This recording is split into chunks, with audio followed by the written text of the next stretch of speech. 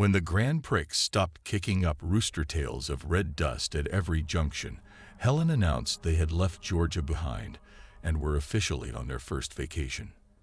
Following beat-up signs and billboards, the rest of the drive would take them further south to the Gulf Coast of Florida. In the back seat, Helen's twin daughters, Julie and Debbie, had been arguing for the last 40 miles.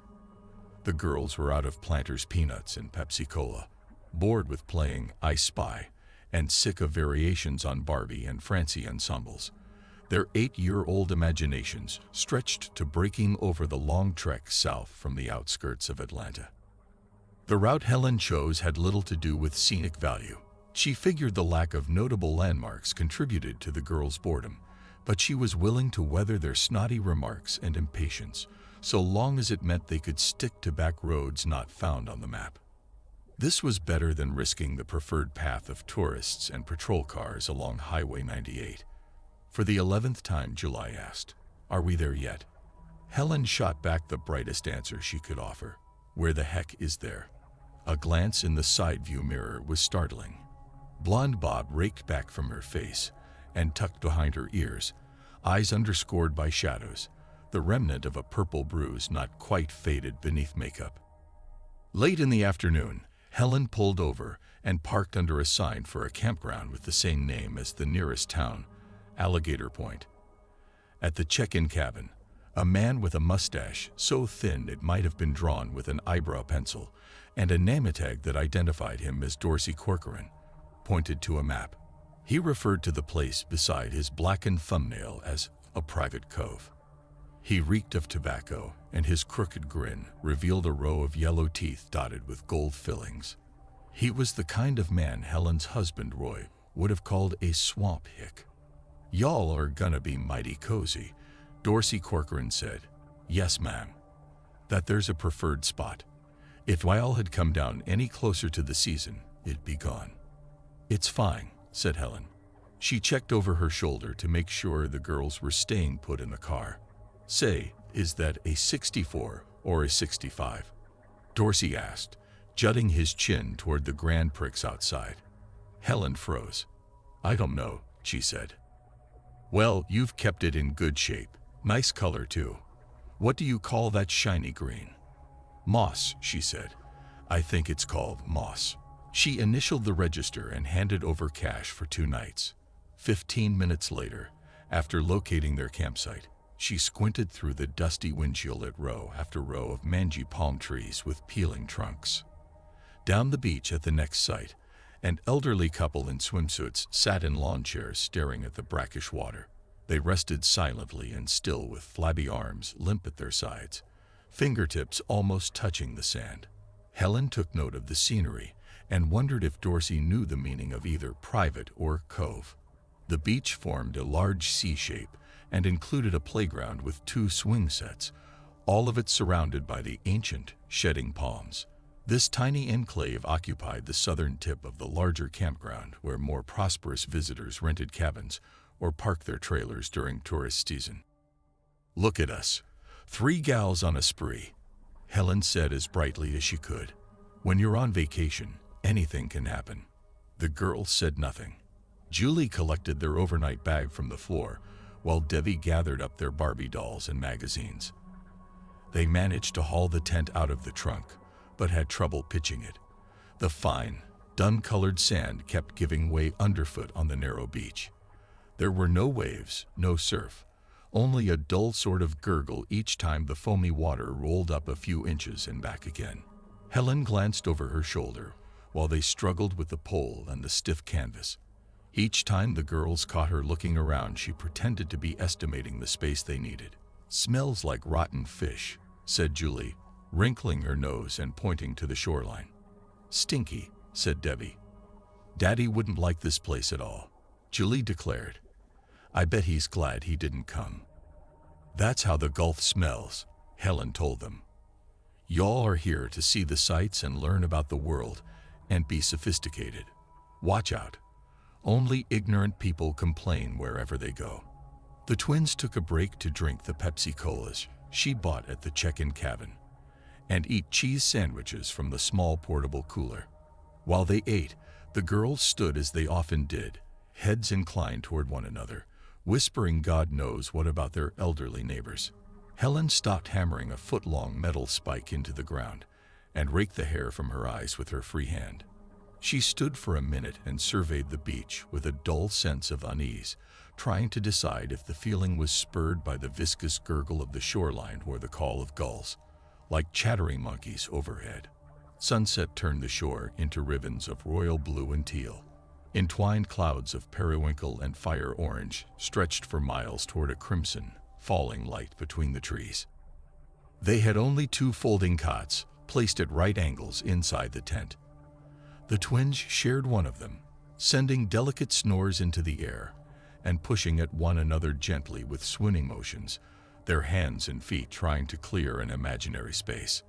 Helen lay awake, staring out the open canvas flap until she saw the dark silhouettes of the elderly couple rise clumsily from their lawn chairs, clasp hands, and make their way inside their own tent. One of the 2 zipped the flap shut behind them. She imagined they were on a reunion honeymoon. Alligator Point was run down, but maybe it was a relic of their youth, a hot vacation spot when it was swanky and new. Swanky was one of Roy's words. It reminded Helen of their own early days. Sparkling beaches spread out before high-rise hotels painted flamingo pink. The surf so starkly blue against white she could hardly believe it was real. Roy's shocking bright smile, his black curls shiny with pomade above sunglasses so dark she couldn't see his eyes at all. He would reach over and pat her hip with one hand and ask how she'd like to spend her honeymoon in one of those swanky hotels. For a while after they married, she anticipated more days in sunlight that caressed her skin, more nights of dancing in clubs, her bare shoulders fragrant with coconut oil. For a long time after she stopped expecting such days and nights, she hoped for a sign that things would get better, or at least stop getting worse. On the canvas floor beside the twins' cot, she spied a couple of well-thumbed issues of Photoplay and Screenland. On the cover of one, Liz Taylor and Richard Burton were photographed clinging to one another, their mouths open wide. Helen couldn't tell if they were laughing or screaming. A headline read, "Are Liz and Burton's love binges killing them?" A photo insert in the corner featured a redhead named Florinda. Another showed Taylor and Burton looking bronze, drunk, and overweight in swimsuits on a yacht. Helen hated these magazines. The twins bought them surreptitiously at Crest's with change begged off of Roy, and hid them in their room. She guessed they were feeling bold because they were on vacation for the first time. Or maybe they'd simply fallen asleep and forgotten. She hoped the magazines didn't remind the girls of Roy, but she couldn't be sure without asking. They lay on their cot with arms crooked and entwined. She couldn't remember a time when she had slept with such innocence and abandon. The first dream was all broken images of the twins playing.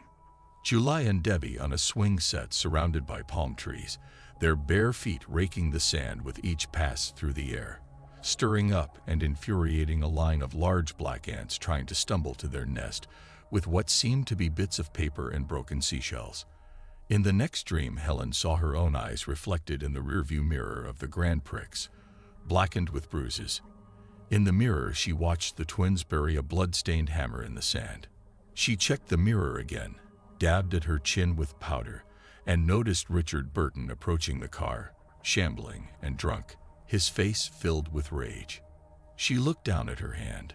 It was warm, wet, cupped around a pair of broken teeth. She felt the sand between her toes and the heat rising up from the ground. One of the ants, lost and abandoned by her tribe, clambered over Helen's foot. A searing pain in her heel told her she had been stung, and she leaped from the burning leather strap of the swing seat, landing on bare feet running. Soon the burns spread from her heel to her ankle and up her calf. When she touched her leg, it folded over in sections, and she fell, the hot sand enveloping her until she sank to her hips. All around her, the green, fishy water was rising.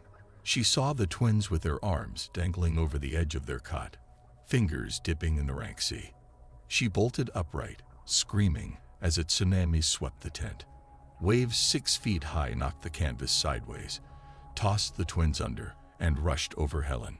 Her voice, shouting the names of her daughters, formed bubbles, and the stinking water filled her throat. She screamed again and awoke to see Julie and Debbie sitting up on their cot, sleepy-eyed and staring at her. She ran her fingers through her hair. Her face and scalp were drenched in sweat. "What are y'all doing?" "Mama had a bad dream, is all. Go back to sleep." In the morning, Helen lay on her cot with her eyes closed, trying to recall the order of these images. Each time she got lost when she pictured her eyes in the rearview mirror of the Grand Prix. Something moved in the middle distance, a long, flat body with scales and muddy green skin sweeping aside the trees as it stumbled toward her, just out of view. At last, she opened her eyes. The tent was as intact as it had been before she fell asleep. The movie magazines lay on the floor, but the twins were gone. She jumped out of bed and slapped the canvas flap aside. Her first thought, more of a frantic hope, was that the twins had gone outside to play. She glanced up the beach at the empty swing sets. She had taken for granted that the town's name was no longer appropriate, and there was no danger. But of course it was foolish to feel safe. There was always danger, alarm rising like an approaching siren in her chest. She turned slowly, 360 degrees, careful not to miss any detail of the surrounding campsite. When the tent of the elderly couple came into view, she gasped. There were the twins, flanking the old people who had resumed sitting in their lawn chairs exactly as they had the day before. Helen caught her breath, a painful lump forming in her throat. She wanted to run to her daughters, but she didn't want to alarm them. Just as urgently, she didn't want their newfound acquaintances to question her. She couldn't answer anything they might ask. Her flip-flops felt grimy, coated with wet sand, by the time she reached the spot where Julie and Debbie stood beside the old couple. Something different from the previous day's scene troubled her. Once she drew alongside the twins, she realized the old people were not looking at the water and not talking to her daughters. Instead, their heads were tilted back, jaws slack. The woman's chin was dotted with dried saliva. "What's the matter with them, Mama?" Julie asked. "Are they sick?" "We just walked over to say, hey, but they were sleeping," said Debbie. "They're not asleep," said Julie. "They're sick. They look sick." Helen took each girl by the hand. "Come with me," she said. "Debbie's right. They're taking a nap. Old people like to sleep in the sun, is all. So be real quiet. Now, don't make a fuss. It's time to go." "Told you so," Debbie taunted Julie with a wagging finger. Julie slapped her sister's hand away and said, "I'll tell Daddy you farted in the back seat." "Come on," I said. Helen led them away, back down the beach to the car. In a few minutes, she had broken down the tent. She rolled it roughly and tossed it into the trunk of the car with the cooler. "Daddy says don't roll it up," Debbie reminded her, still showing off because she thought she'd won the first argument of the day. "He says you've got to fold it." "Never mind," said Helen. "He doesn't care anymore." "Yes, he does," said Debbie. "He'll get mad if you do it wrong," Julie chimed in. "Shut up now," Helen told her. "Get in the car and be quiet." Her daughter's dashed expression cut Helen to the quick.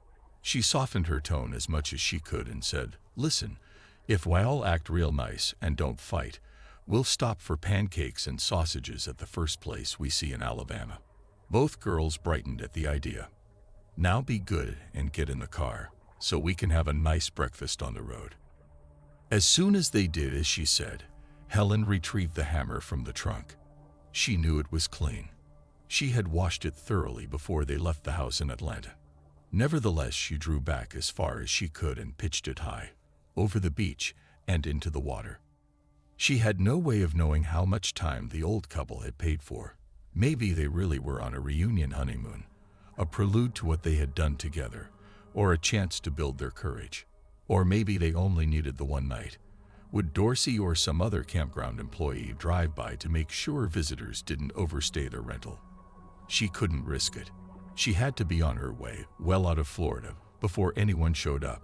Back in Atlanta, it would only be another day or two before somebody stopped by, most likely one of Roy's drinking buddies. She almost cursed the old couple but thought better of it.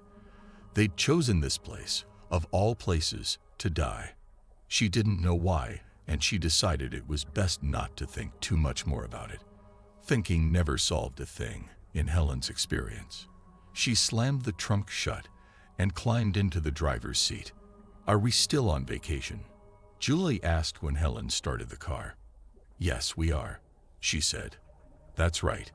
She checked the rearview mirror. Behind her, in the trees, something shifted sideways and then settled, as if waiting for a signal. 3 gals on a spree. Anything might happen.